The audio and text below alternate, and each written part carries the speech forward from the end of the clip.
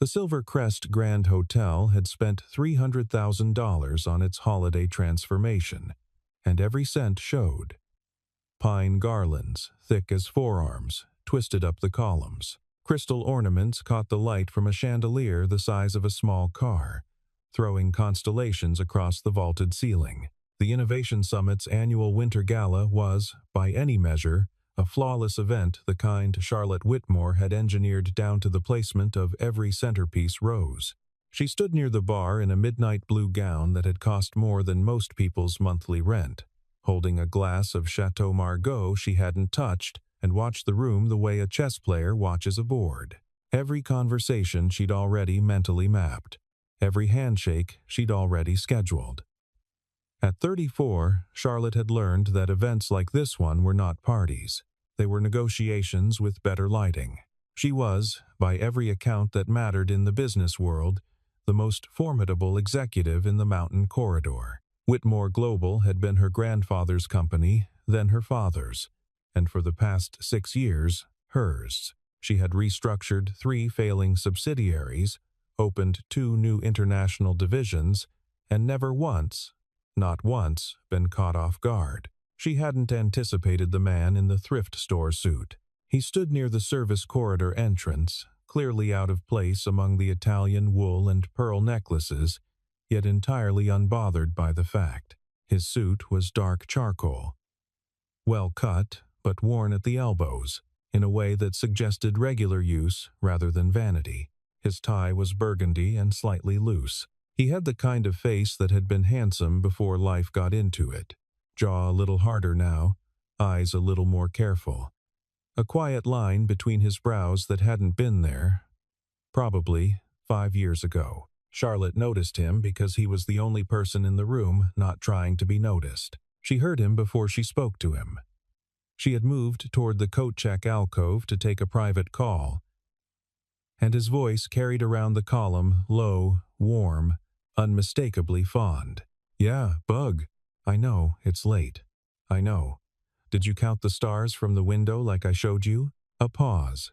He laughed quietly, and the laugh was so different from every other sound in the room that Charlotte stopped walking. "I'd rather be home building a snowman with you than be at any party in the world." She stood very still for a moment. He ended the call and turned, and their eyes met.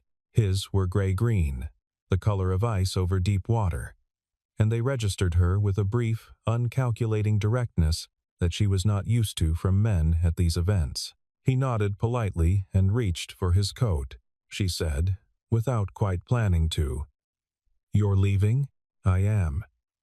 He pulled on the coat, also thrift store, also worn well. "My daughter's bedtime was 40 minutes ago." She glanced at the room. "The cocktail hour isn't over." "The cocktail hour," he said pleasantly, "will survive without me." He found his keys in his coat pocket. "Miss Whitmore, good gala." He left. She stood there holding her untouched wine, and something she could not name shifted in her chest like a stone turning over in a riverbed. Outside, through the tall windows, the snow had started. She found him again by accident. 40 minutes after he'd gone, Charlotte had slipped out to the balcony that overlooked the hotel's back garden, wanting 2 minutes of silence before the keynote remarks. The cold hit her immediately, sharp, clean.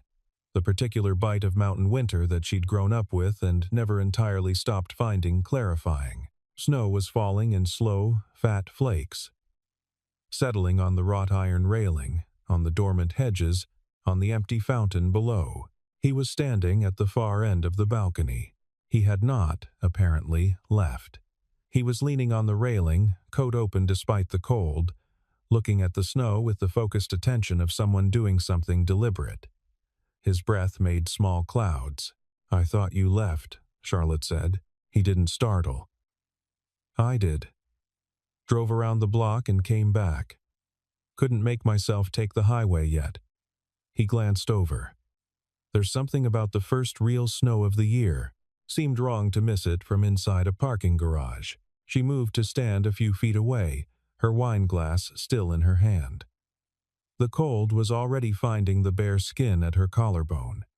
She didn't go back inside. "Daniel Hayes," he said, I serviced your building's heating system last October, the old Lennox units in the East Wing. I remember the invoice, she said. Charlotte Whitmore. I know who you are. She waited for the familiar next, beat the pitch, the ask, the business card appearing from a pocket. It didn't come. He just turned back to the snow. How old is your daughter? She asked. 8. Something in his face went soft and certain simultaneously, the way faces do when people talk about things they love without reservation. Her name is Lily. She has my mother's stubbornness and her own particular theory about why the moon follows cars on highways. What's the theory? That the moon is lonely and follows things that are moving because it can't move itself. He paused. She's not wrong. Emotionally, Charlotte looked at the snow. A long quiet settled between them, but it was not uncomfortable in the way most silences at these events were. It had weight without pressure. You said you chose your daughter, she said finally. Earlier, on the phone. I did. Do you regret it? Nights like this. Being somewhere that isn't, she stopped. She wasn't sure why she was asking. No. He said it immediately, simply, without performance. Her mother died 4 years ago. Pancreatic cancer. 11 months from diagnosis to end. He said it the way people say things they have learned to say aloud without shattering, which requires a great deal of practice. After that, I made a decision about what mattered, and I haven't second-guessed it. Charlotte was quiet for a moment. I'm sorry. Thank you. The snow fell between them. Somewhere inside, a string quartet had started playing something she recognized distantly as Debussy. No one, she said, very quietly, has ever chosen me first. She hadn't meant to say it. It came out of her the way things come out in cold air and snow and darkness without the usual editorial layer. She felt her face do something it rarely did in professional settings, which was become uncertain. He turned and looked at her. Not the polite, cataloging look he'd given her inside, but a slower, more considered one. Like he was adjusting something. That's a significant thing to say to someone you met 40 minutes ago, he said. But his voice was not unkind. I know. She straightened and looked back at the garden. Forget I said it. I won't, he said. But I'll let you pretend I did. She almost smiled. It was the closest she'd come to one all evening. The apartment was on the 3rd floor of a building on Larkspur Street that had been built in the 70s and renovated in small, optimistic stages ever since. The kitchen was narrow and bright, with one window that looked out over the street and another, smaller one above the sink that caught the morning light precisely. Daniel had figured out the light thing after the first winter here. He'd moved the small table 6 inches to the left to catch it. Lily was standing on her step stool, which was shaped like a frog because she had selected it at a garage sale 3 years ago, and it remained, in her assessment, the best step stool available. She was wearing pajamas with printed rabbits on them, and her hair was the specific chaos of a child who slept hard and without apology. They were making pancakes. This was Sunday. Sunday was pancakes. It had been Sunday pancakes since the first winter after Rebecca died, when Daniel had understood that what Lily needed, what he needed, was something predictable and warm and theirs. So, Sunday, pancakes, the kitchen radio on low, nobody needing to be anywhere for at least 2 hours. Lily was measuring flour with the intensity she brought to all tasks she considered serious. Dad. You came home from the party with a different face. He looked up from the eggs he was cracking. What does that mean? She considered. She had her mother's method of considering things, which involved a slight sideways tilt of the head, as if listening for something. It means your face was like this. She made a closed-off, careful expression. And then you came back, and it was like this. She relaxed her face into something softer and slightly uncertain. That's very specific. Mrs. Aldridge says I'm observant. Mrs. Aldridge is correct. He poured batter into the pan. I met someone at the party. Lily went very still in the way children go still when they sense an important conversation. A friend? I don't know yet. He watched the batter bubble at the edges. Maybe. A pause. The radio played something gentle. Outside the window, snow was still falling, slower now, like it had remembered it didn't need to hurry. Does she make your voice soft? Lily asked. He looked at his daughter. 8 years old, rabbit pajamas, flower on her elbow, and asking the exact right question. Yeah, he said, after a moment. I think she does. Lily returned to her measuring with the gravity of someone who has received important information and is processing it responsibly. Good, she said finally. Your voice is better when it's soft. He flipped the pancake. The snow outside had softened the street sounds to almost nothing. He thought about a balcony and a woman in a blue dress and the particular loneliness of someone who has learned to be extraordinary at everything except being known. He thought about the rules he had built, carefully, over 4 years. No risking the equilibrium they had built from grief and routine and Sunday pancakes. The rules had served him well. He stood in his kitchen in the morning light and felt, for the first time in a long time, the specific discomfort of a rule beginning to strain.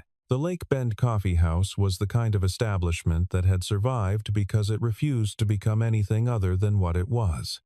7 tables, 4 booths, 1 glass case of baked goods, and a hand-lettered chalkboard menu that had been updated and erased so many times the board itself had a faint ghost of every previous item, like a palimpsest. It sat at the edge of Morrow Lake, which was frozen solid now, white and silent behind the fogged-up windows. Charlotte arrived first. This was unusual. She was, professionally, never the one who waited. She sat in the corner booth, which was warm from the adjacent wall vent, and looked at the menu with genuine uncertainty. She ate breakfast when she ate it at her desk, something assembled by her assistant from the building's cafe. She was not in the habit of choosing. Daniel came in, shaking snow off his jacket, said something to the woman behind the counter that made her laugh, and slid into the opposite side of the booth. "The cinnamon rolls," he said, before she could speak. "What?" "That's what you're trying to decide. Whether to get the cinnamon roll or be sensible." She looked at him. "You don't know what I was thinking. I know you've been holding the menu with both hands and haven't looked at the coffee section once." He hung his coat on the booth hook. "You were always going to the pastry section." She set the menu down. "Fine." The rolls arrived warm, the icing slightly crystallized at the edges, the center soft. Charlotte ate hers with the focused attention she gave to things she was experiencing rather than consuming. It had been, she realized, quite a long time since she had eaten something just because it was good. "Tell me about your father," Daniel said. She looked up. "Why?" "Because you went somewhere far away for a minute just then, and it didn't look like work." She set down her fork. Outside, the blizzard had thickened. The lake had disappeared completely into white. "My father," she said slowly, "was the kind of man who loved me in the way that people love things they intend to use." She said it without particular bitterness, just with the precision of someone who has had a long time to find the right words. "He handed me the company because I was the best candidate and his only child, in that order. The love was real. The choosing of me was conditional on the performance." She picked up her coffee cup. "I graduated Summa from Wharton, and he took me to dinner. I restructured Whitmore's European division at 28, and he called me from a board meeting. I don't remember a single conversation with him where he asked me about something that wasn't the company." Daniel was quiet, listening in the particular way of someone who is not organizing his response while she speaks. "What about you?" she said. "The last 4 years. You said you haven't dated." "No." He turned his coffee cup in his hands. "I had a good marriage. Rebecca she was very funny, impatient with pretense, very loyal. She made friends for life every time she made a friend." He paused. "After she died, I thought about dating in the abstract, the way you think about a foreign country you might visit someday. And then the abstract stayed abstract, and 4 years happened. Do you miss it? The being with someone, He looked out at the blizzard. "I miss being known," he said. "That's different from missing company." Charlotte was quiet for a long moment. "Yes," she said, "it is. I don't resent my sacrifice," he added. "I chose it. That matters." "I know," she said. And she did, precisely, because choosing things was something she understood, and not choosing was something she had spent 34 years avoiding. They ordered more coffee. The blizzard rearranged itself outside. They stayed longer than either of them had planned. 3 days later, they walked along the path that circled the frozen lake, which was a thing Charlotte had not done in winter since she was 12 years old. She had good boots. She'd had to borrow a pair of Whitmore Global's event merchandise hiking boots from a storage closet, and the path was packed enough to be navigable. But barely. The snow had been falling intermittently for 2 days, and the trees along the shore held it in heavy white arrangements on their branches. They walked at the pace of people who are not going anywhere in particular. She had been trying to say something for the last 10 minutes and had not managed it. Daniel, to his credit, had not asked. He walked with his hands in his coat pockets and watched the lake and waited with the patience of someone who had learned, probably through parenting, that some things couldn't be hurried. "I've never been kissed without it meaning something strategic," she said.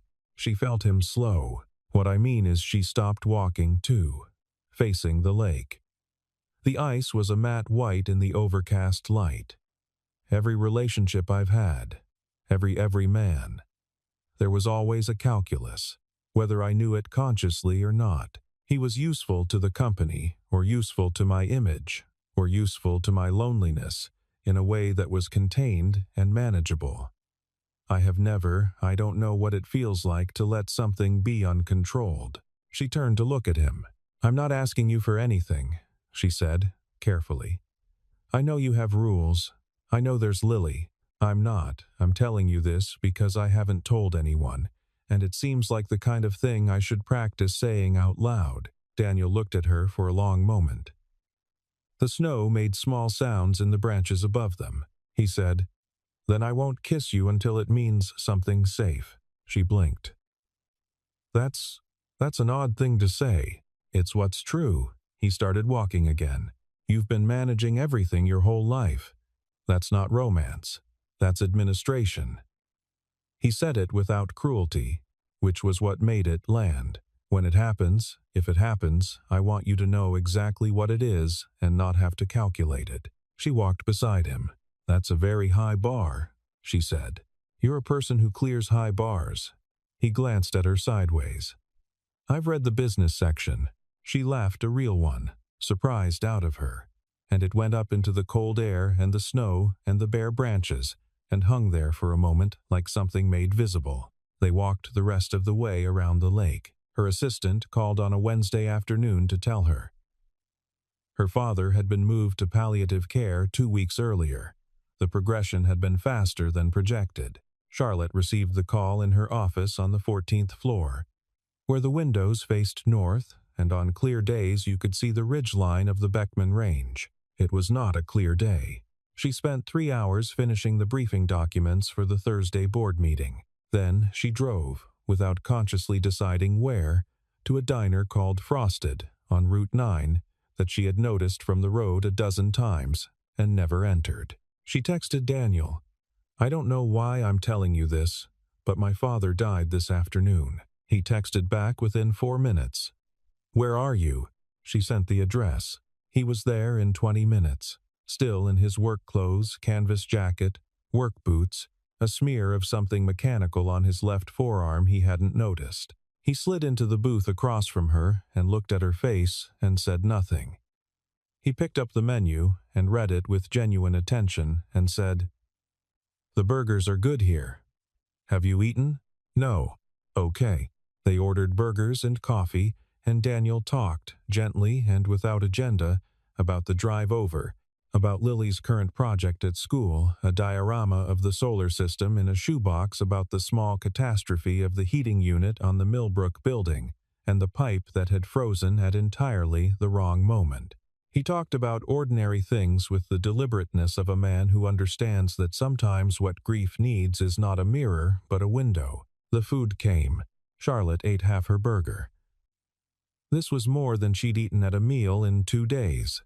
He hadn't asked her how she was doing. She noticed this. She'd had 40 calls that afternoon, board members, cousins, the family attorney, the PR firm, and every single one had opened with, "How are you doing, Charlotte?" And she had answered with, "Fine. Thank you." Managing well 40 times, and each time it had been true in one sense and entirely empty in another.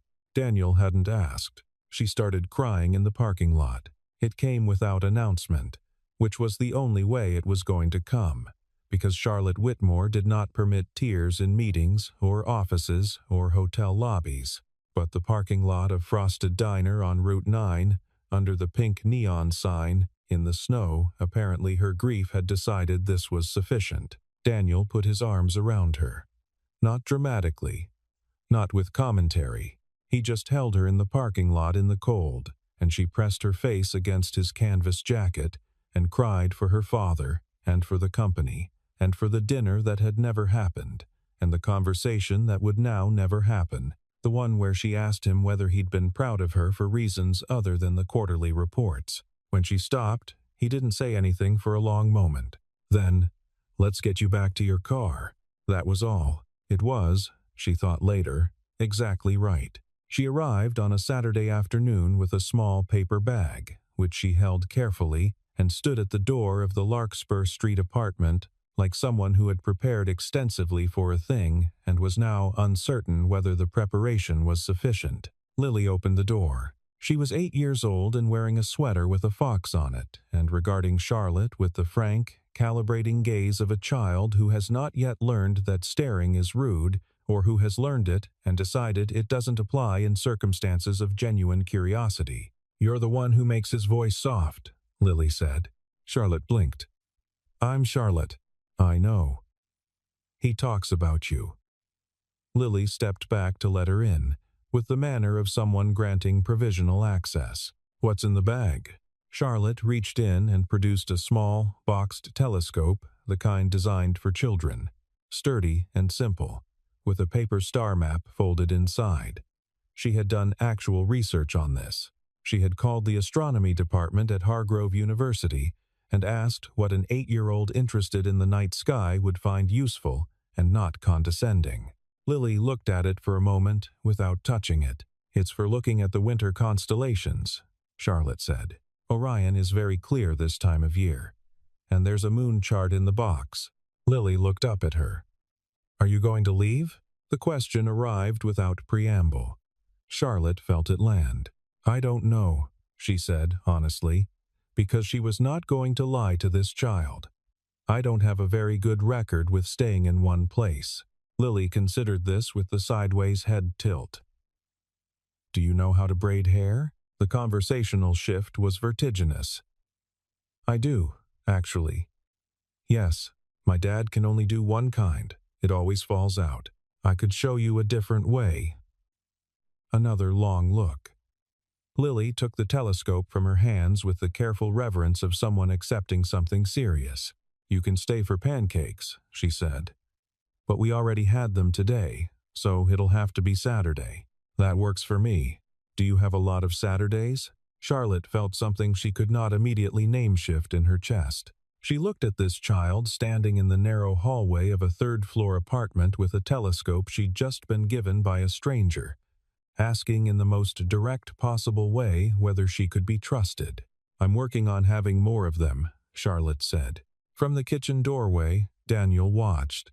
The next Saturday, Lily dragged Charlotte outside to help build a snowman in the small yard behind the building, which was technically a shared space, but which the other tenants had ceded to Lily some time ago by virtue of her enthusiastic occupation of it. Daniel watched from the kitchen window. He had made this decision to stand at the window and not go down deliberately.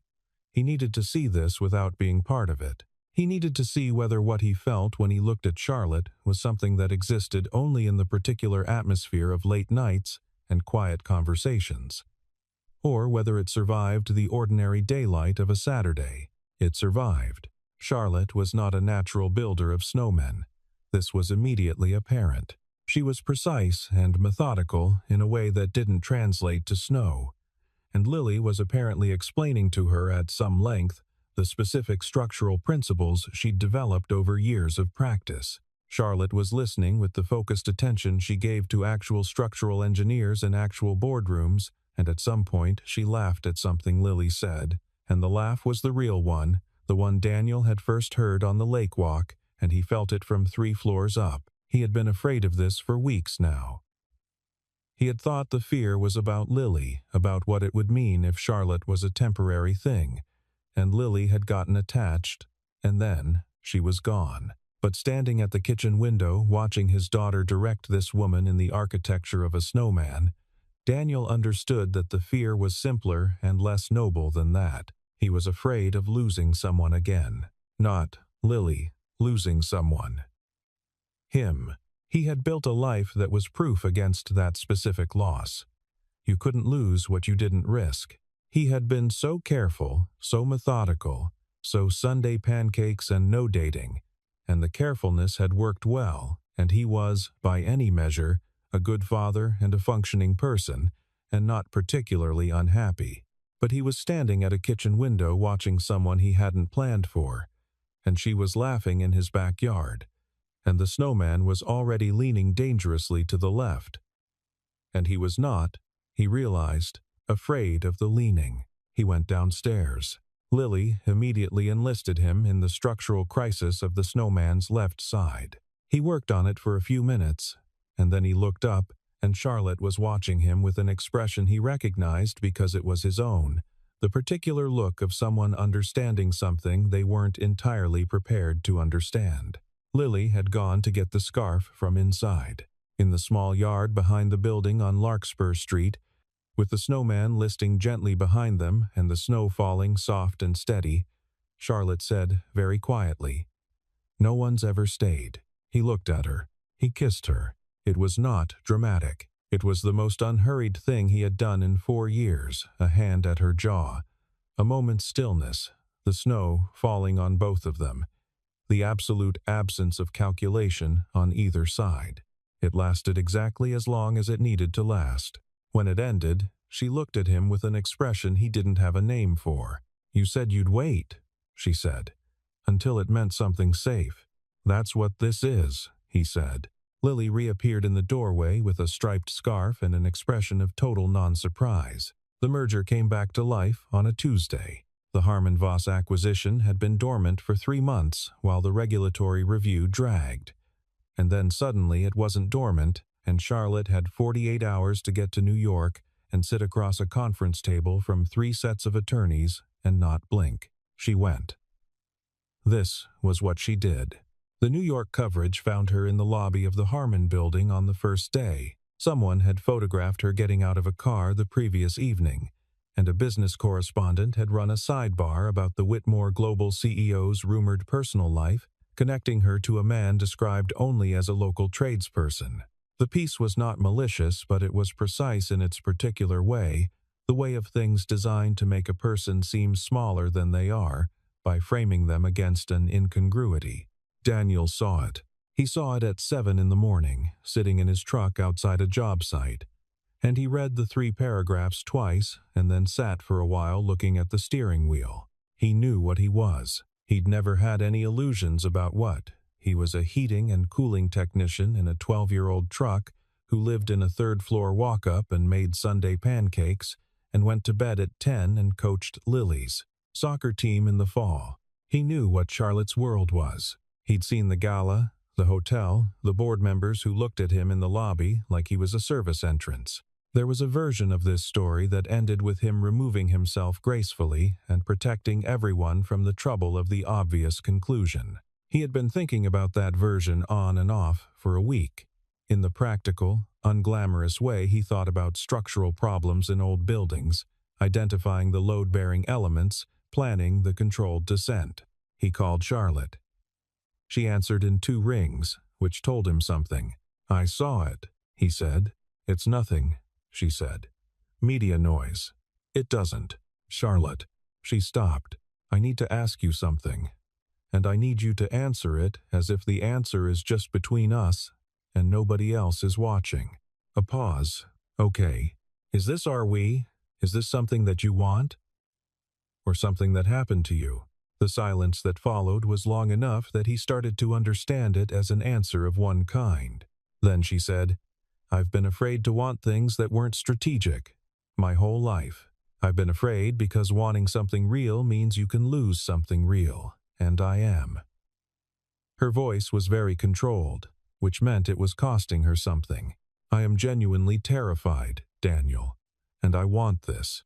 Both of those things are true at the same time. He exhaled. That evening, Lily was doing homework at the kitchen table when Daniel sat down across from her. She looked up. You're doing the face again, she said. The one from the party. The closed one. I'm thinking. About Charlotte? He nodded. Lily put her pencil down with the gravity of a person who has something important to contribute. Dad. Snow melts if you stay inside. He looked at his daughter. If you stay inside, she said patiently, you don't get to touch it. He sat with that for a moment. When did you get this smart? I was always this smart, Lily said, and picked up her pencil. The storm that came the following Friday was the worst of the winter, not in the dangerous sense, but in the sense of abundance, of the sky deciding to be extravagant. 14 inches were forecast. By evening, the streets of Aspen Ridge had gone quiet in the way they only go quiet under real snow, when the world lowers its voice because something larger is happening. Charlotte drove back from the airport in a rental with her hazards on and her hands steady on the wheel. She had finished the merger. The papers were signed, the attorneys were satisfied, the board would be informed in the morning. She had done everything the company required. She had sat in 4 days of meetings and been exactly what Whitmore Global needed her to be. And somewhere in the middle of the 3rd day, she had understood, not dramatically, just quietly, the way you understand something when the noise is absent, that she had been many things for many people for a very long time. And she had never once, not once, sat in a room and simply been Charlotte. She didn't call ahead. She wasn't sure, even as she turned onto Larkspur Street, whether she was doing the right thing. She was sure that she was doing the true thing, which felt, for the first time in as long as she could remember, like enough. She rang the buzzer at 10:15. A pause. Then Daniel's voice through the intercom, careful and awake. Charlotte?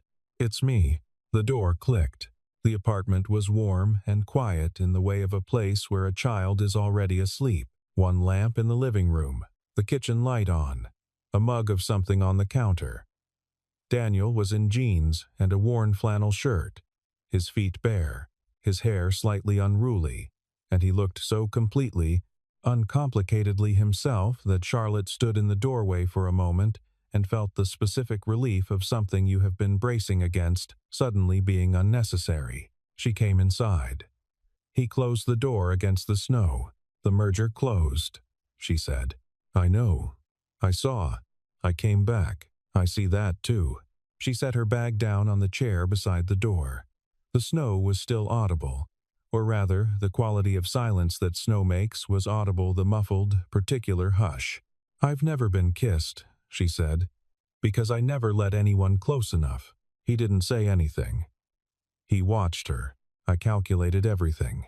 Even the things I told myself were spontaneous. Even she stopped. She started again. The night on the balcony. When I said no one had ever chosen me first, I meant it. I meant it. And then I went home and I thought about how that sounded, and I spent 2 hours deciding whether it was tactically unwise to have said it. Her voice was even, but something in her eyes was not. I'm tired of it, Daniel. I am so tired of auditing myself. He crossed the room. He put his hands on either side of her face, unhurried, deliberate, the way he did everything, and he looked at her for a long moment, and she felt, for the first time she could identify in her adult life, that she was being seen rather than assessed. Then let me, he said. He kissed her. This one was different from the one in the snow-covered yard, which had been first and therefore tentative in the way that first things are. This one had the knowledge of 4 weeks behind it, 4 weeks of coffee and walks, and her father's death in parking lots, and Sunday pancake invitations, and a small girl asking whether she planned to stay. It had that weight, and it was not light, and it was not calculated, and it was exactly what she had told herself. For 34 years was not available to people like her. She was still for a moment after it ended. Then she pressed her forehead against his, and she breathed. From the hallway, small, quiet, bare feet on the hardwood, Lily watched. She had gotten up, as she sometimes did, for a glass of water. She stood at the edge of the hallway with her glass in her hand and her rabbit pajamas and her mother's sideways tilt of the head. She watched her father hold someone in the kitchen while the snow fell outside the window. She watched the way he held her like it mattered, like he had decided it mattered, like the deciding had cost him something and he was keeping it anyway. Lily went back to bed. She fell asleep quickly, in the particular peace of a child who has witnessed something important and understood it to be good. In the kitchen, in the snow quiet of Larkspur Street, Charlotte Whitmore stood with her forehead against Daniel Hayes's shoulder and breathed, and did not count anything, and did not calculate, and did not audit, and was for this moment, and then for the moments that followed, and then for the long, ordinary, beautiful work of what comes after simply and completely herself.